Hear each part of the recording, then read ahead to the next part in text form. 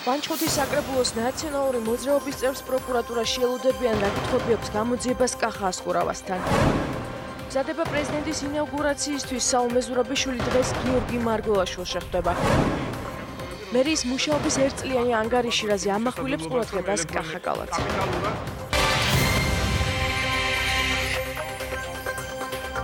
მოგესალმებით, ეთერშია მოამბე 12 საათზე სტუდიაში მარიამ ვაშაძე მუშაობს. ლანჩხუთის საკრებულოს ნაციონალური მოძრაობის წევრი კახა ასკურავა პროკურატურაში გამოკითხვაზეა დაბარებული. ნაციონალური მოძრაობის წევრმა სოციალურ ქსელში 17 პირადობის მოწმობის ფოტო გაავრცელა, რომელიც მისი მტკიცებით გადაყრილი იპოვა და მისივე ინფორმაციით ხელისუფლებამ არჩევნების გასაყალბებლად გამოიყენა. ანა ბროლაძე იმყოფება საგამოძიებო უწყებასთან და ახლა ის პირდაპირ ეთერში ჩაგვართვება. ანა გისმენთ.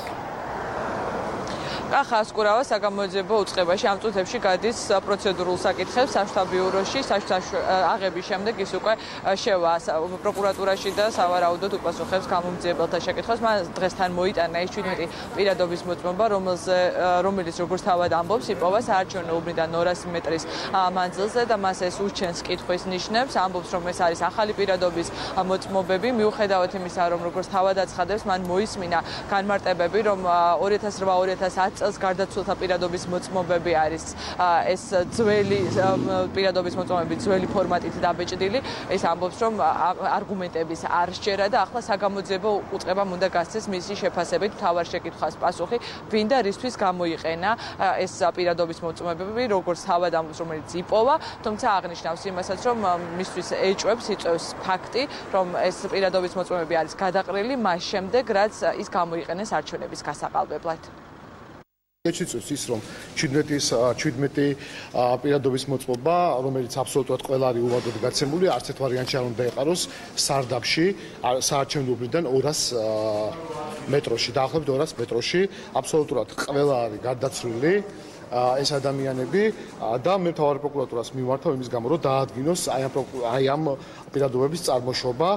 ხედავთ ხო, დაახლოებით 10 წლის უკანელი ადამიანის პირადობა მიკავია, ახლა რომელიც ესე გაკეთებულია. პროკურატურა მიიღებს გადაწყვეტილებას, რომ გახსნა საარჩევნო, ესე ვთქვათ, მასალები, სადაც იქნება სიები, არა გამორიცხული აღმოჩნდეს ყალბის სიები, რომელთაც მისცემენ. სახელმწიფო სერვისების განვითარების სააგენტოს ხელმძღვანელმა ჯერ კიდევ გუშინ უპასუხა კახა ასკურავას ბრალდებებს. მან სიცრუეში დაადანაშაულა საკრებულოს წევრი. სერვისების განვითარების სააგენტოს ხელმძღვანელი ამბობს, რომ ეს არის ძველი პირადობის მოწმობები, რომელიც გაცემული არის ნაციონალური მოძრაობის ხელისუფლებაში ყოფნის დროს და ეკუთვნის იმ ადამიანებს, რომლებიც 2008-2010 წლებში გარდაიცვალდნენ. 17-ვე პირადობის მოწმობა არის გარდაცვლილი პირის, რომელსაც რა თქმა უნდა ბუნებრივად დაკარგული აქვს ძალა. ის არიძებნება არა მხოლოდ სერვისების განვითარების სააგენტოს მონაცემთა ბაზაში, არამედ ის არ არის ვალიდური არც ამორჩევლთა ერთიანი სიისთვის. დღეს იგივე განმარტება გააკეთა იუსტიციის მინისტრის მოადგილემ, რომელმაც თქვა, რომ თავად ამ ფაქტმა, რომ ნაციონალური მოძრაობის წევრები ასეთი თემით სპეკულირებენ, გააჩინა ბევრი კითხვის ნიშანი, თუმცა იუსტიციის სამინისტროში აცხადებენ იმასაც, რომ შეუძლებელია ძველი პირადობის მოწმობებით, რომელსაც არანაირი იურიდიული ძალა აღარ გააჩნია, რომელიმე ადამიანს არჩევნებში მიიღო მონაწილეობა და ეს გამოიყენებინა არჩევნების გასაყალბებლად.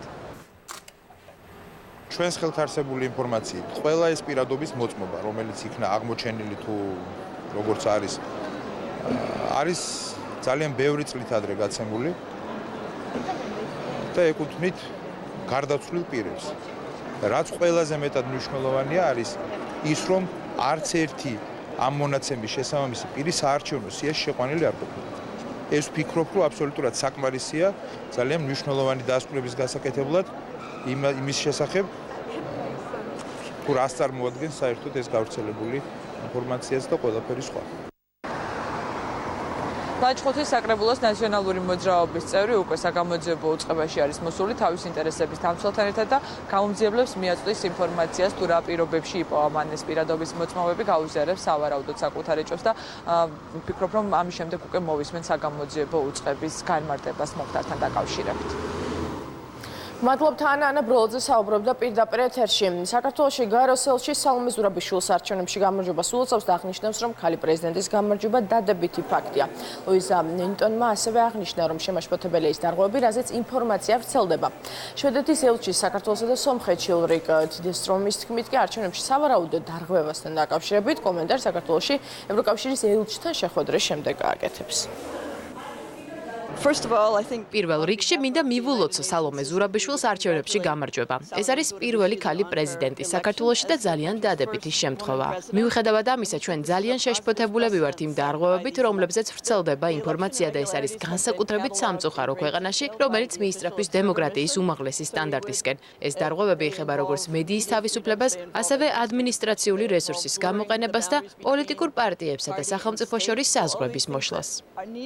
ბევრი კითხვა დაისვა არჩევნების ჩატარებასთან დაკავშირებით. როგორც ევროკავშირის ელჩმა უკვე განაცხადა, ის შეხვდება ევროკავშირის წევრი ქვეყნების ელჩებს. ჩვენ ერთად განვიხილავთ ამ საკითხს და ამ ეტაპზე საბოლოო კომენტარებს სამომავლოდ შევინახავ. ინაუგურაციასთან დაკავშირებულ საკითხებზე ერთობლივად იმსჯელებენ ქვეყნის მოქმედი და არჩეული პრეზიდენტები შეხვედრა მარგველაშვილსა და ზურაბიშვილს შორის დღეს ალაბრის რეზიდენციაში გაიმართება. ამ დროისთვის არსებული ინფორმაციით არჩეული პრეზიდენტის ადმინისტრაციას ლაშა ჟვანია უხელმძღვანელებს, ასევე ცნობილია ისიც, რომ მეხუთე პრეზიდენტის რეზიდენცია ათონელის ქუჩაზე განთავსდება. თბილისის მერია ერთწლიან საქმიანობას აჯამებს პრეზენტაციას კახა კალაძე მართავს, მას ხელისუფლების წარმომადგენლები, საკრებულოს და პარლამენტის დეპუტატებიც ესწრებიან. მარიამ სეთურიძე განაცხადებს თემას ახლა ღია ეთერში. მარიამ, რაზე გაამახვილა ყურადღება კახა კალაძემ? მარიამ, ტრანსპორტი, ეკოლოგია, გამწვანება და ასევე ინფრასტრუქტურული პროექტები ეს იყო ის ძირითადი საკითხები, რითიც კახა კალაძემ ერთწლიანი მუშაობა შეაჯამა. დღევანდელ პრეზენტაციას, როგორც უკვე აღნიშნე, აღმასრულებელი და საკანონმდებლო ორგანოს წარმომადგენლები, ასევე სხვადასხვა სფეროს სპეციალისტები ესწრებოდნენ, რაც შეეხება კონკრეტულ მიმართულებებს. კახა კალაძემ ისაუბრა ეკოლოგიასა და გამწვანებაზე, მისი თქმით, წლის განმავლობაში 4 დიდი პარკი მოეწყო, ასევე სხვადასხვა ტერიტორიაზე დაიგო ხეები. გარდა ამისა, მომდევნო წელს უკვე დაგეგმილია ვერისა და ვაკის პარკების რეაბილიტაცია. კახა კალაძის თქმით, ისინი აქტიურად იმუშავებენ იმისათვის, რომ მოსახლეობა შეუქმნან ეკოლოგიური გარემო. ასევე მან ისაუბრა იმ საკითხზეც, რომ მერიის ინიციატივით სხვადასხვა უბნებში ხდება ავტოფარეხების დანგრევა და მის ადგილას პარკების განთავსება. კიდევ ერთი საკითხი, რაზეც კალაძემ ისაუბრა, იყო ინფრასტრუქტურული პროექტები, მისივე თქმით, 12 ლოკაციაზე უკვე დასრულებულია გზის რეაბილიტაცია. შიდა გაყვანილობებიც არის გამოცვლილი და კალაძის თქმით, ეს არის ყველაზე დიდი ინფრასტრუქტურული პროექტები, რაც დედაქალაქის ისტორიაში განხორციელებულა და ამისათვის 125 მილიონი ლარი დაიხარჯა. მე მინდა დავიწყო ბიუჯეტს, იმიტომ რომ მისი მხარდაჭერით თანადგომით და ასე მნიშვნელოვანი ურბანული განვითარების პოლიტიკა ასევე ძალიან მნიშვნელოვანი მიმართულება არის. მე მინდა დავიწყო ინფრასტრუქტურის განვითარებით თუ რა გაკეთდა ამ მიმართულებით. გზების აღდგენა, რეაბილიტაციის მასშტაბური სამუშაოები უკვე დასრულებულია 12 ლოკაციაზე. კაპიტალურად შეკეთდა და რეაბილიტაცია ჩაუტარდა ჯამში 1.693.529 კვადრატული ფართობის გზის საფარს. ბიუჯეტიდან ამ მიმართულებით დახარჯულია 135 მილიონზე მეტი. ეს ძალიან დიდი ციფრია. ასეთი მასშტაბური სამუშაოები, ჩვენ თუ გადავხედავთ სტატისტიკას, ბოლო წლების განმავლობაში დედაქალაქში არ განხორციელებულა. თუმცა მომავალ წელს კიდევ უფრო მეც გავაკეთებთ ამ მიმართულებით. კიდევ ერთი საკითხი ეხებოდა ტრანსპორტს და მის რეფორმას, როგორც კახა კალაძემ თქვა, წლის ბოლომდე სრულად განახლდება ავტობუსების პარკი და მოძველებულ ყვითელ ავტობუსებს ავარაუდოდ უკვე ჩაანაცვლებს მწვანე ავტობუსები. გარდა ამისა, კახა კალაძის თქმით, ისინი აქტიურად მუშაობენ იმისათვის, რომ მეტროში ვაგონებს დაემატოს უფრო მეტი შემადგენლობა, რათა მგზავრების მეტი გადაადგილება შეძლოს მეტრომ. ასევე საუბარია იმასთან დაკავშირებითაც, რომ უკვე მომავალი წლიდან თბილისის ქუჩებში იმოძრავებენ თეთრი ტაქსები, რომლის ბრძოლებსაც ექნება სპეციალური ლიცენზია, რაც შეეხება აღნიშნულ ფერს, როგორც კახა კალაძემ ადრეც განმარტა, გადაღებვის, მანქანის გადაღებვის საფასურს თავად მერია უზრუნველყოფს ვაუჩერების სახით. ჩვენ ვიცით არსებული ავტობუსების პარკი თუ რამდენად მძიმე მდგომარეობაშია. მე მხედველობაში მაქვს ყვითელი ავტობუსები, რომელიც 2019 წლის ბოლოსთვის მთლიანად ჩანაცვლება და გვექნება ახალი სრულად ევროპული ტიპის ავტობუსები. უკვე შეძენილია ევრო 6 სტანდარტის დიზელზე მომუშავე 10 მეტრიანი მანის ფირმის 90 ერთეული ავტობუსი, რომელიც თებერვლის თვიდან შემოვა საქართველოში. საერთო ჯამში ხორციელდება 750 ერთეული ავტობუსის შეძენა. მიმდინარეობს და დაგეგმილია ჯამში 22 მეტროსადგურის რეაბილიტაცია. სექტემბრის თვეში მეტროპოლიტენს დაემატა 4 ახალი შემადგენლობა, თუმცა ეს არ არის, რა თქმა უნდა, საკმარისი. თებერვლის თვეში დაემატება 4 ახალი შემადგენლობა, ეს ყველაფერი კეთდება იმისთვის, რომ მოცდის დრო გავანახევროთ, შევამციროთ და კომფორტული იყოს მეტროთი გადაადგილება. დაახლოებით 20,000-მდე უკვე ლიცენზირებული ტაქსი გადაადგილდება ქალაქში. მეორე ეტაპი მნიშვნელოვანია იმ თვალსაზრისით, რომ აუცილებლად უნდა გქონდეთ ტექნათვალიერება გავლილი და ასევე მნიშვნელოვანია ფერთან დაკავშირებით გადაწყვეტილება, რომელიც ჩვენ მივიღეთ. კახა კალაძე მისაუბრა, რომ მიუხედავად იმისა, რომ დედაქალაქში ერთი წლის განმავლობაში მნიშვნელოვანი პროექტები განხორციელდა, მაინც რჩება საკითხები და პრობლემები, რომლებიც მოსაგვარებელია და აღნიშნული პრობლემები თავს უკვე მომავალი წლის ბიუჯეტში მოიყრის. სწორედ ამ საკითხზე საუბრით დაიწყო დღევანდელი პრეზენტაცია კახა კალაძემ. მისი თქმით, წლევანდელი ბიუჯეტი 921 მილიონი ლარი იქნება, თუმცა ეს არ იქნება საბოლოო თანხა, გამომდინარე იქიდან, რომ ცენტრალური ბიუჯეტიდან განხორციელდება ტრანსფერები და კახა კალაძე ვარაუდობს, რომ დაახლოებით 1 მილიარდ ლარს მიაღწევს წლევანდელი ბიუჯეტი. მისი თქმით, სწორედ აღნიშნული პრობლემები ამ ბიუჯეტში მოიყრის თავს. მადლობთ მარიამ, ეს მარიამ სეთურიძე იყო. ვალების განულებასთან დაკავშირებით ბაზის დახვეწას იწყებს ფინანსთა სამინისტრო. მავალე პირებისა და ორგანიზაციების შესახებ სპეციალური ვებგვერდი შეიქმნება, საიდანაც დაინტერესებული პირები მხოლოდ პირადობის მოწყობის ნომრის მითითებით მათთვის მნიშვნელოვან ინფორმაციას მიიღებენ.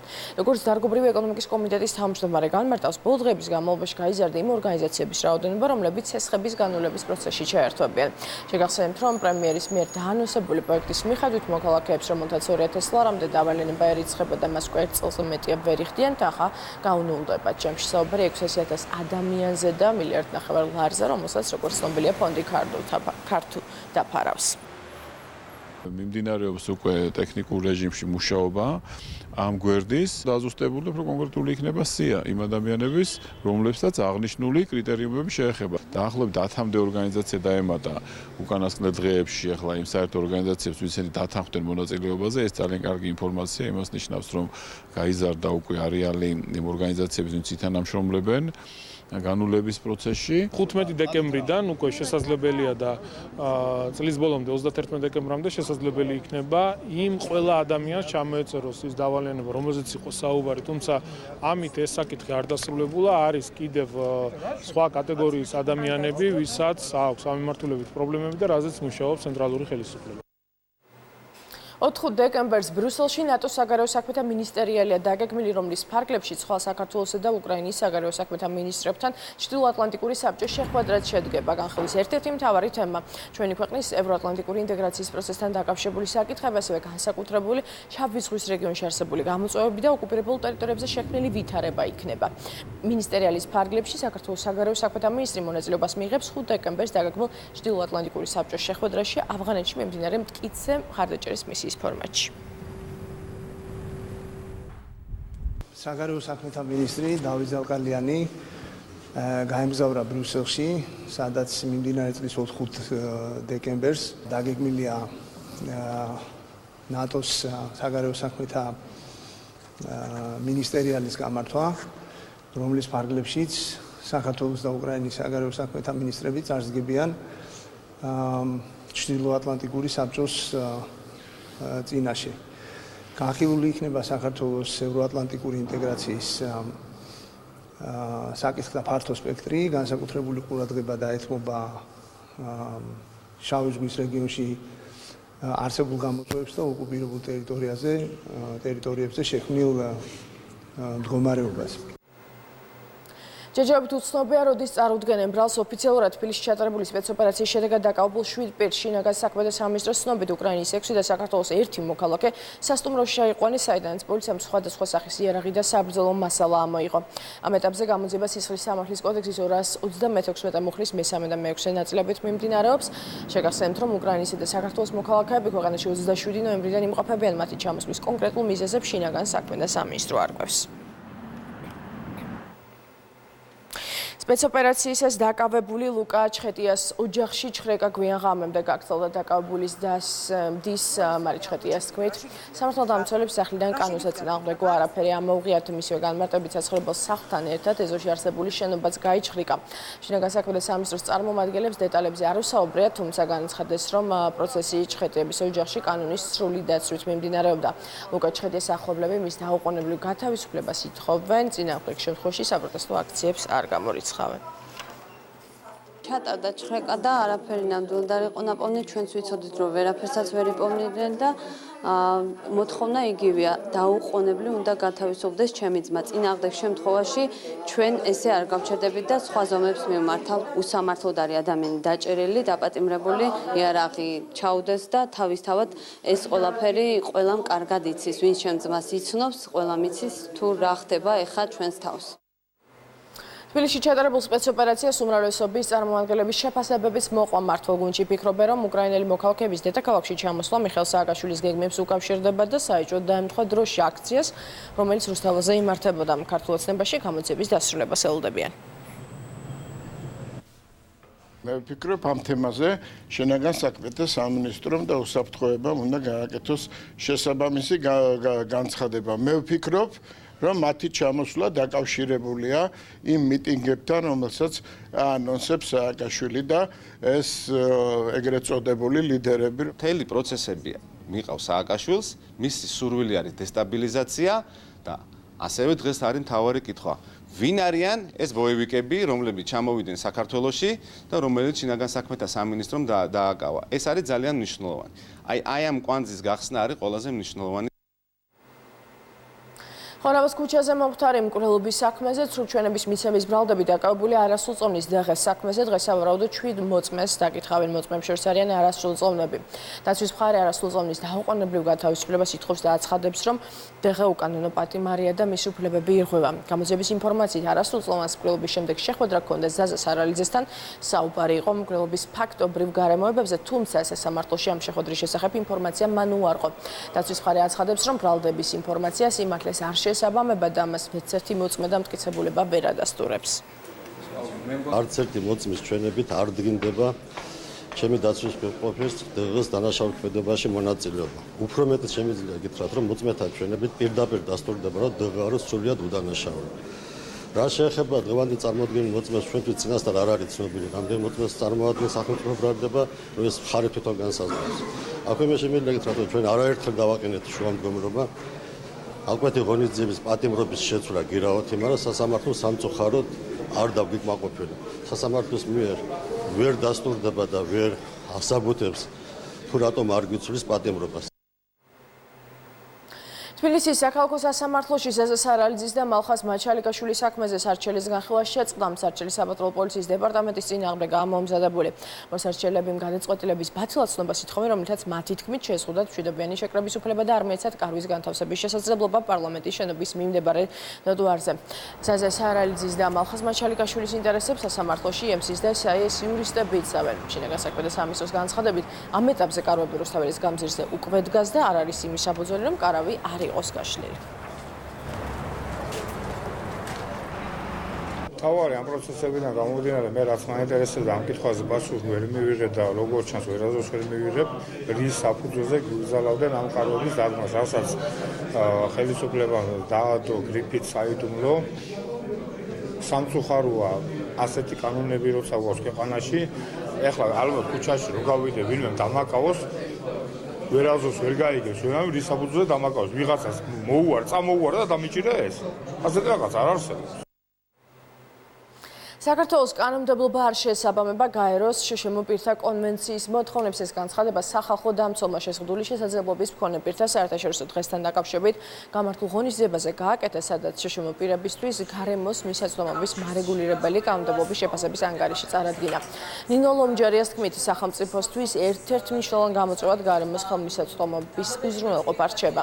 ანგარიშის თანახმად ქვეყანას არ გააჩნია ამ მიმართულებით ერთიანი ხედვა და დოკუმენტი. ლომჯარია განმარტავს, რომ რეგულაციები ფრაგმენტულ და მოცემული სხვადასხვა საკანონმდებლო აქტში და ვერ უზრუნველყოფს შშმ პირთათვის უსაფრთხო და მისაწვდომი გარემოს შექმნის პირობებს და საზოგადოებრივ სივრცეებს. სამწუხაროდ აღმოჩნდა, რომ კანონმდებლობაში არის გაბნეული აღნიშნული რეგულაციები, არ არის ერთიანი ხედვა და ერთიანი დოკუმენტი თუ როგორი უნდა იყოს, მათ შორის სამშენებლო სტანდარტები, ორი დადგენილება, რომელიც აქვს თავრობას მიღებული, წინააღმდეგობრივი არის, მათ შორის ერთ-ერთი არის მოძველებული და არ შეესაბამება საერთაშორისო სტანდარტებს. უნდა მოხდეს რეფორმა არსებული სამშენებლო სტანდარტების და ის უნდა მოვიდეს ჰარმონიზაციაში საერთაშორისო უნივერსალური დიზაინის პრინციპებთან და მეორე აღსულების მექანიზმებზე უნდა ვიმუშაოთ, რათა იყოს ადეკვატური და რეალისტური საჯარიმო სანქციების და პასუხისმგებელი ორგანოების. შეზღუდული შესაძლებლობის მქონე პირთა საერთაშორისო დღესთან დაკავშირებით იუსტიციის მინისტრის პირველმა მოადგილემ გაეროს და შვედეთის ელჩებს საქართველოში პროექტის გაუმჯობესებული სერვისები ყოველთვის მიღწევები გააცნო. იუსტიციის სამინისტროს ინიციატივით შეზღუდული შესაძლებლობის მქონე პირებისთვის საჯარო სერვისები უფრო ადაპტირებული და ხელმისაწვდომი გახდა. პროექტის საშუალებას აძლევს შეშმო პირებს პირადად უზრუნველყო ნოტარიუსთან საკუთარი ნების გამოვლენა. სპეციალური ტრენინგ მოდულით გადამზადდა იუსტიციის სახლის 300-მდე თანამშრომელი და იგეგმება 750 თანამშრომლის გადამზადება. იუსტიციის მინისტრის მიერ გამოიცემა ბრძანება, რომლის მიხედვითაც აღარ იქნება მაგალითად აუცილებელი სანოტარო მომსახურების მიღებისას ყველა შემთხვევაში მოწმის თანდასწრება, როდესაც შეზღუდული შესაძლებლობის მქონე მაგალითად უსინათლო პირის მხრიდან მიერ მოხდება გარიგების გაფორმება. იუსტიციის სახლის სივრცისა და სერვისების ადაპტირების კარგი მაგალითია. შეზღუდული შესაძლებლობის პირთა უფლებების დაცვას არაფერი აქვს საერთო ქველმოქმედებასთან. ეს არის მათი პირდაპირი უფლება, როგორც ყველა ადამიანი ბოლომდე ჩართული და ინტეგრირებული იყოს საზოგადოების ცხოვრებაში. ძალიან გვიხარია, რომ იუსტიციის სახლმა ასეთი კარგი ნაბიჯები გადადგა. ჩვენ ასევე ველით, რომ ყველა საჯარო უწყება ამ გზას დაადგება. ძალიან სერიოზულად მოხდა მისი ადაპტირება. იუსტიციის სახლებში ჩვენ საქმე არ აქვს, სერვისს ვერ ვიღებდით. დღეს ამას იქით გულოცავ ყველა უსინათლოს, ყველა ყრუს, რომ სერვისებიც მოგვეწოდება. ჩინეთში ქართული ნატურალური პროდუქტის ექსპორტი იზრდება. ქართული პროდუქტით ჩინეთის მსხვილი იმპორტიორები ინტერესდებიან. საპარტნიორო ფონდის ორგანიზებით 15-მდე ქართული კომპანია ძიანგსის პროვინციის ბიზნეს ფორუმის ფარგლებში მოწყობილ გამოფენაში მონაწილეობს. ფორუმზე საქართველოს როგორც ევროპასთან დამაკავშირებელ რეგიონულ ჰაბზე იმსჯელეს და ერთობლივი ბიზნეს პროექტების განხორციელების შესაძლებლობები განიხილეს. ფორუმის ფარგლებში მოწყობილ გამოფენაზე საქართველოს განსაკუთრებული სივრცე დაეთმო.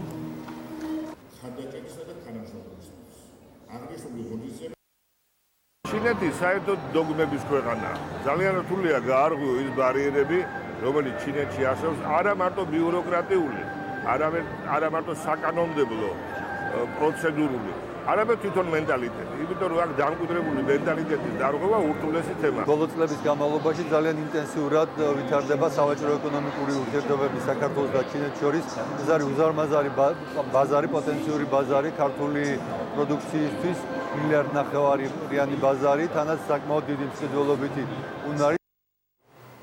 ახლა კითხვების სიახლეებს გავეცნოთ, ჩვენ უნდა შევინახოთ დენთი მშრალად და ნებისმიერ დროს მზად ვიყოთ აგრესორისთვის პასუხის გასაცემად. ამის შესახებ უკრაინის პრეზიდენტმა სოციალურ ქსელ Facebook-ში დაწერა. პეტრო პოროშენკომ საკუთარ გვერდზე უკრაინის შერაღებული ძალების წვრთნების ამსახველი ვიდეო გამოაქვეყნა. წვრთნების მიმდინარეობას თავად უკრაინის პრეზიდენტიც დაესწრო. უკრაინის ტერიტორიაზე შეჭრის უპასუხისმგებლო გადაწყვეტილების გამო მტერმა მაღალი საფასური უნდა გადაიხადოს, აღნიშნა პოროშენკომ. მანამდე უკრაინის პრეზიდენტმა გერმანული მედიისთვის მიცემულ ინტერვიუში განაცხადა, რომ რუსეთს სავარაუდოდ უკრაინის ქალაქების ბერდიანსკის და მარიუპოლის დაპყრობა სურს, რათა დონბასიდან ყირიმში სახმელეთო კორიდორი შექმნას. ირანი რაკეტების გამოცდას განაგრძობს და ნებართვას სხვა სახელმწიფოსგან არ აიღებს. ამის შესახებ ირანის შეერაღებული ძალების წარმომადგენელმა განაცხადა. ირანელი გენერლის თქმით, რაკეტების გამოცდა თავდაცვის და შეკავების მიზნით ხდება, რის გამოც არაკეტო პროგრამა სამომავლოდაც გაგრძელდება. ეს ბირთვულ საკითხზე მოლაპარაკებების ჩარჩოს მიღმა და ჩვენი ეროვნული უსაფრთხოების ნაწილი, აღნიშნა ირანის არმიის წარმომადგენელმა. 1 დეკემბერს ამერიკის სახელმწიფო მდივანმა თქვა, რომ ირანმა საშუალო მანძილზე მოქმედი ბალისტიკური რაკეტები გამოსცა და რაც 2015 წლის ბირთვული შეთანხმების ნაწილია. რაკეტების გამოცდას გამოეხმაურა ამერიკის პრეზიდენტის მრჩეველი ეროვნული უსაფრთხოების საკითხებში და აღნიშნა, რომ ირანულ რაკეტებს ისრაელამდე და ევროპამდე მიღწევა შეუძლია. საფრანგეთის პრეზიდენტმა ქვეყნის პრემიერ-მინისტრს კრიზისის დასასრულებლად პოლიტიკური პარტიების ხელმძღვანელებთან და ყვითელი ჟილეტების წარმომადგენლებთან შეხვედრას სთხოვა. შეხვედრის თარიღი ჯერჯერობით უცნობია. ფრანგული მედიის ინფორმაციით ემანუელ მაკრონმა საფრანგეთის შინაგან საქმეთა მინისტრს დაავალა მოახდინოს ვითარების ანალიზი, რათა სამომავლოდ მსგავსი ვითარების შემთხვევაში სამართალდამცავი სისტემა ადაპტირებული იყოს. ცეცხლზე ფასების დის გამო საფრანგეთში მასობრივი აქციები 17 ნოემბრის შემდეგ ტარდება. საპროტესტო გამოსვლები პოლიციასთან შეტაკებაში არაერთხელ გადაიზარდა. საფრანგეთის პოლიციამ 300-მდე ადამიანი დააკავა.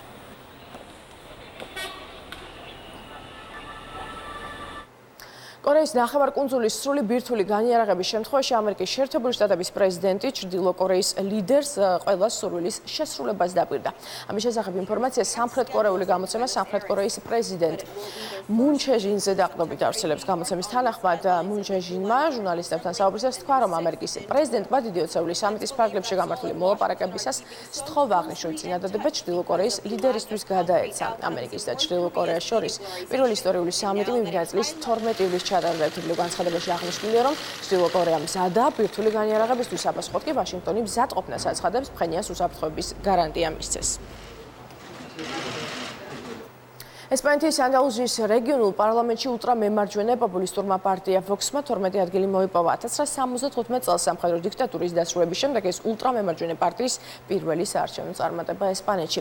ანტიმიგრაციული და ანტიისლამური პლატფორმით პარტია ვოქსმა ანდალუსიის კოალიციური მთავრობის ფორმირებაში შესაძლოა მნიშვნელოვანი როლი ითამაშოს. მმართველმა სოციალისტურმა პარტიამ 109 ადგილიან ანდალუსიის რეგიონულ ასამბლეაში 33 მანდატი მიიღო, 17 კი ულტრამემარცხენე პარტია პოდემოსმა. ანდალუსიის რეგიონი ესპანეთის მასშტაბით ყველაზე ხალხმრავალია, სადაც ასევე ყველაზე მაღალი უმუშევრობის მაჩვენებელი. სწორედ ანდალუსიაში ჩადის აფრიკიდან ჩასული მიგრანტების დიდი ნაწილი. 2014 წელს დაფუძნებული პარტიის ლიდერები არ ეთანხმებიან მოსაზრებას, რომ ულტრამემარჯვენე პლატფორმა აქვს და აცხადებენ, რომ ეს არის უკიდურესი საჭიროების პარტია, ვიდრე ექსტრემისტული.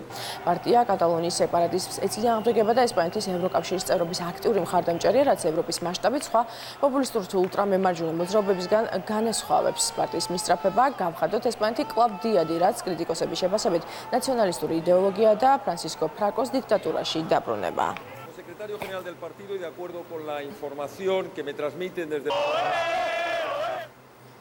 ავღანეთის ჰელმანდის პროვინციაში ავიარიში შედეგად რადიკალური მოძრაობა თალიბანის ერთ-ერთი ლიდერი მულა მოჰამედ რაჰიმ მანანი მოკლეს. ავღანური გამოცემა თოლნიუსის ინფორმაციით მულა აბდულ მანანი თალიბანის სამხედრო კომისიის ხელმძღვანელი და ჰელმანდის პროვინციის დანიშნული მმართველი იყო. საერთაშორისო კოალიციისა და ავღანეთის არმიის ერთობლივი სპეცოპერაციისას თალიბანის ლიდერზე იერიში უპილოტო საფრენი აპარატიდან განხორციელდა. საჰაერო დაბომბვის შედეგად მულა აბდულ მანანთან ერთად თალიბანის კიდევ 4 მებრძოლი მოკლეს. რადიკალურმა მოძრაობამ მოგვიანებით განცხადება გავრცელა და ლიდერის დაღუპვა დაადასტურა.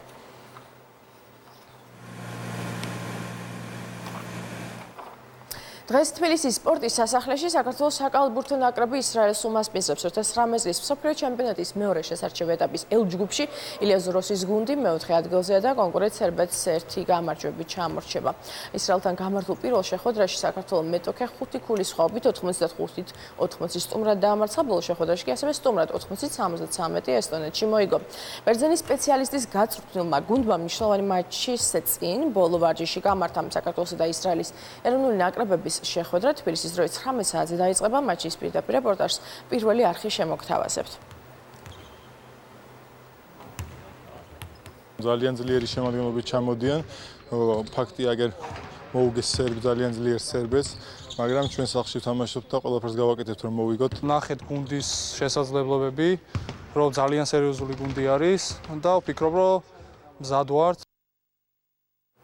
და გამოშვების ბოლოს ტრადიციულად ნაშვადღების ანონსის დროა. მას დღეს გადაცემის ერთ-ერთი წამყვანი ელენე თავაძე გაგვაცნობს. ელენე, მოგესალმებით, რა იქნება გადაცემის მთავარი თემები დღეს? შვადღემშვიდობის მარიამ. დღეს მსოფლიო შეზღუდული შესაძლებლობების მქონე პირთა საერთაშორისო დღეს აღნიშნავს და სწორედ ჩვენი გადაცემიდან გაიგებთ თუ რა სიახლეებს თავაზობს 112 მათ. ასევე გაიცნობთ ძალიან ნიჭიერ და ორიგინალურ მხატვარს ელენე ჩანტლაძეს, რომელიც ხატავს ფაქტობრივად ყველაფერზე, რაც კი ხელში ხდება. 91 წლის ნელი ბებო გვასწავლის თუ როგორ უნდა გავაკეთოთ ჩვენი ხელებით საახალწლო ნაძვისხის სათამაშო. გადაცემის ბოლოს კი შემოგვიერთდება მგალობელთა გუნდი ტაო და რა თქმა უნდა გალობი დაგვატყობს, ასე რომ დარჩით ჩვენთან ერთად. გმადლობთ. მადლობ, თელენი წარმატებული ეთერი მოამბე ამ დროისთვის დასრულებულია. მე 15 საათს დაგიბრუნდებით, მანამდე კი დღის სიახლეები ნახეთ ერთი ტივიჯიზე.